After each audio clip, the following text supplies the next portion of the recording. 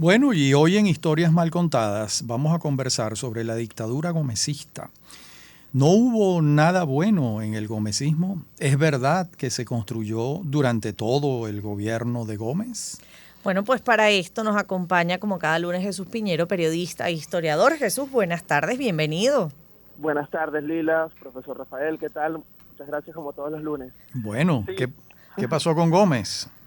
bueno, lo que tiende a pasar con la mayoría de los personajes históricos de Venezuela y el mundo, ¿no? De la historia en general, que no están exentos de la polémica y obviamente tienden a ser mal recordados, bien recordados, y Gómez, por supuesto, sobre la figura, sobre su gobierno, sobre su figura, han persistido dos versiones, ¿no? La que dice que, bueno, que durante el gomecismo no hubo nada bueno, no hubo ningún tipo de avance, fue una etapa oscura, fue como nuestra especie de edad media venezolana, y otra que dice que más bien Gómez era necesario, que era que coincide además con la tesis de Laureano Valle Delante, el gendarme necesario, pero que además dice que durante el gobierno de Gómez se construyó gran parte de todas las arterias viales de Venezuela y que acabó con las guerras civiles. Entonces, yo creo que ambas versiones tienen, o ambas versiones, ambas lecturas tienen mentiras y medias verdades, o verdades y medias verdades, verdades y medias mentiras. Entonces, la idea, como se trata de historias mal contadas, es empezar a desglosar qué fue Claro. real y qué no fue real. Ahí hay una parte, algo que también es importante, Jesús, que la industria petrolera venezolana Claro, comienza con él, ¿no? Va de la mano. exactamente. Es así. De hecho, es lo que marca ese 1914. periodo. Sí, Sí. sí, bueno, fue realmente, o sea, yo considero, y esto es una apreciación personal, bueno, Gómez consolidó el Estado. Yo creo que el profesor tiene la misma opinión que Sí, yo. totalmente. Consolidó el Estado.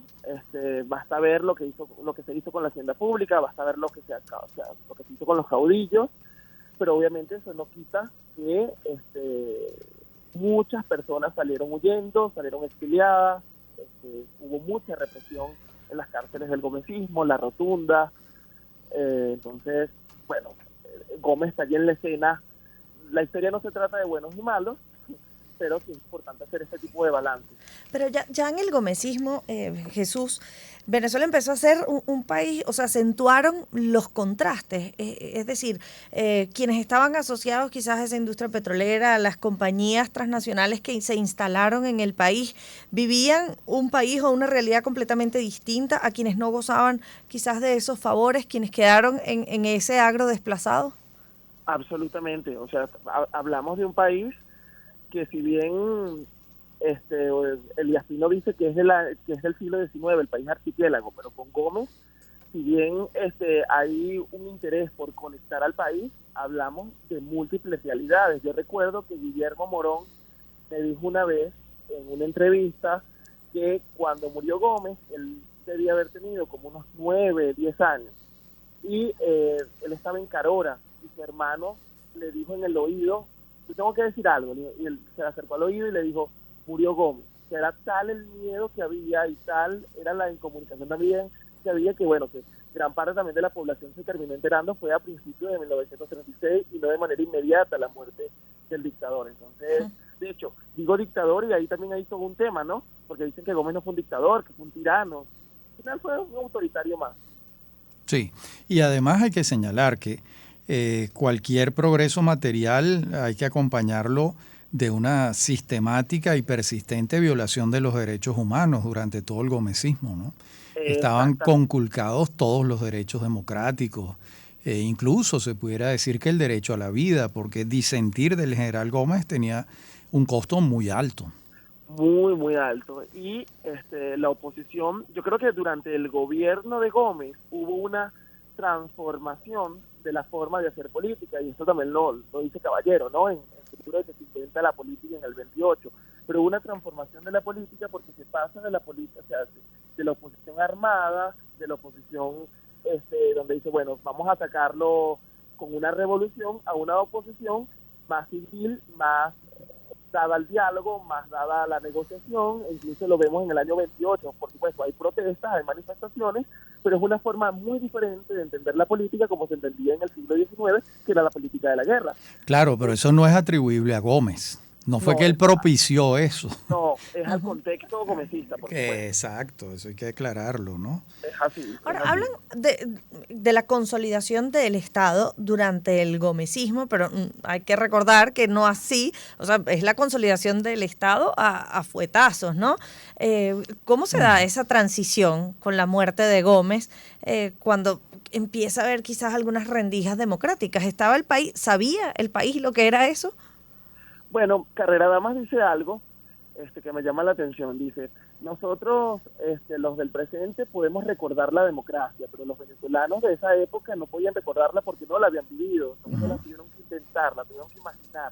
Entonces, bueno, yo no me imagino al general López Contreras accediendo a cambios sin el 14 de febrero de 1936. Es decir, son unos cambios, una transición que se da, pero forzada por la sociedad en las calles, que está demandando libertad. Sí. Entonces, lo veo de esa manera.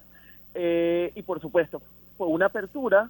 Normalmente tienden a comparar a Medina y a López. No, bueno, que mucho más, por supuesto. Si nos comparamos, Medina abrió mucho más la puerta, pero yo creo que a López fue quien le tocó las tareas más difíciles, porque era quien venía de la dictadura plena.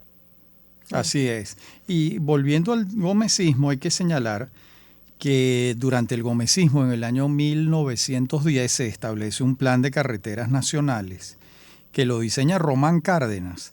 Exactamente. Que además Román Cárdenas deja el Ministerio de Obras Públicas, pasa a manos de Luis Vélez, y Román Cárdenas pasa al Ministerio de Hacienda y hace un trabajo muy importante en la organización de las cuentas nacionales. Esto lo digo porque Lila hablaba de la consolidación del Estado, y eso es importante, y eso se hizo allí, ¿no?